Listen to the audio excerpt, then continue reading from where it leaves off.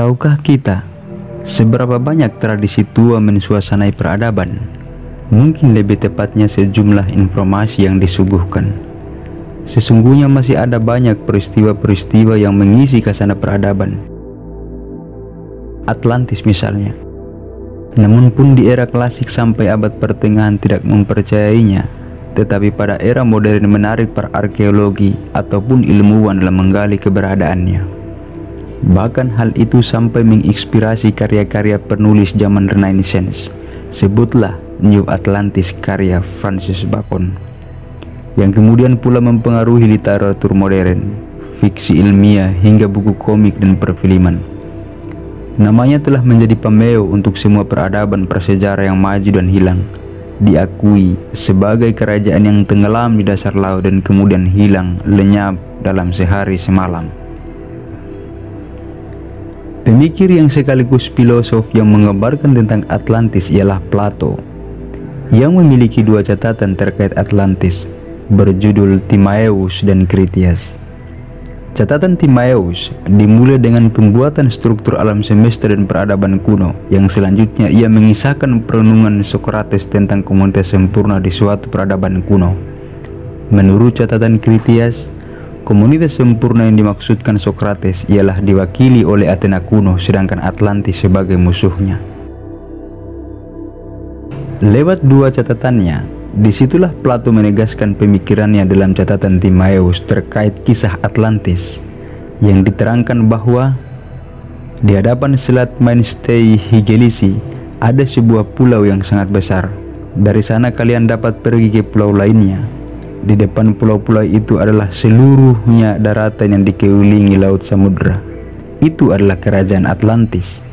Ketika itu, Atlantis baru akan melancarkan perang besar dengan Athena. Namun di luar dugaan, Atlantis tiba-tiba mengalami gempa bumi dan banjir.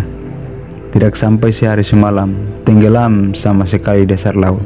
Negara besar yang melampaui peradaban tinggi lenyap dalam semalam.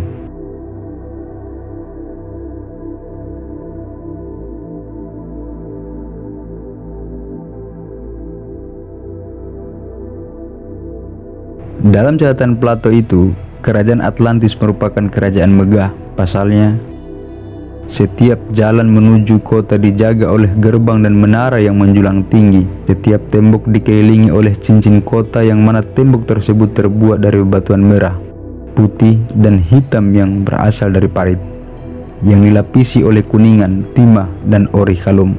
Orikalum ialah kualitas kedua dari nilai emas murni. Selanjutnya, kisah Atlantis yang bersumber dari catatan Plato ini sampailah akhirnya melegenda selama akhir abad ke-19 dan digabungkan dalam cerita-cerita benua hilang lainnya seperti Mu dan Lemuria.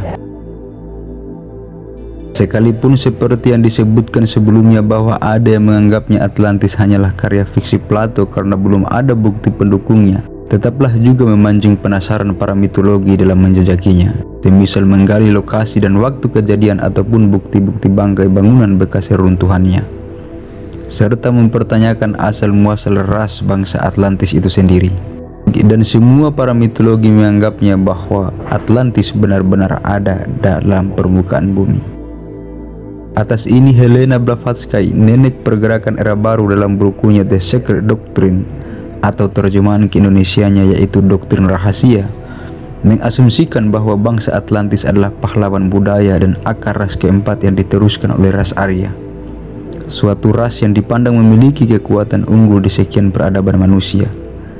Terkait keunggulan rasnya, sampailah konsep Atlantis menarik perhatian teori Nazi pada tahun 1938. Pentolan Nazi Heinrich Himmler sampai mengorganisasi pencarian di Tibet untuk menemukan sisa bangkai Atlantis kulit putih. Terkait lokasi Atlantis dan waktu kejadian, Edgar Cayce pada tahun 1923 menjelaskan bahwa lokasi Atlantis berada di Karibia. Namun kebanyakan lokasi yang diusulkan oleh para ilmuwan berada di sekitar Laut Tengah, seperti Pulau Sardinia, Kreta dan Santorini, Sisilia, Siprus, dan Malta. Hal ini mengingat letusan Terra besar pada abad ke-17. atau ke-16 sebelum Masehi yang menyebabkan tsunami besar yang menghancurkan peradaban Minoa di sekitar pulau-pulau yang diusulkan.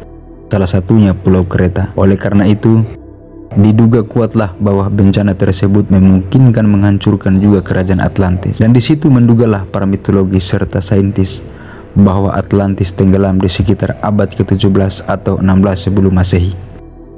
Jikalau harus menakar kembali catatan Timaeus dan Critias, Plato menulisnya pada tahun 360 sebelum Masehi dan merupakan referensi pertama terkait Atlantis. Dikisahkan ada 4 tokoh yang terlibat dalam 2 catatan itu, yaitu Plotikus, Critias, dan Haemokratos beserta filsuf Sokrates dan Timaeus. Dan di antara 4 tokoh itu, hanyalah Critias yang satu-satunya menyinggung terkait Atlantis. Dari pernyataan Plato, boleh dikata dalam peradaban kuno sering terjadi perang besar yang dihibarkan oleh Atlantis, salah satunya melawan kerajaan Athena. Namun kemudian tak terkirakan terjadi gempa bumi dan banjir besar yang sampai melanda pulau Atlantis, yang sehingga hanya dalam 1 hari 1 malam pulau Atlantis tenggelam. Tentang perang yang dihibarkan Atlantis, Critias menuturkan dalam buku Kritia 9.000 tahun sebelum kelahiran Critias. Pernyataannya, perang terjadi antara bangsa yang berada di luar pilar-pilar Hercules sering terjadi dengan bangsa yang tinggal di dalam pilar. Sampai disebutkan bangsa Atlantis pernah menaklukkan Libya, Mesir, dan benua Eropa sampai sejauh Tirenia, dan kebanyakan menjadikan penduduk yang ditaklukkannya sebagai budak tahanan.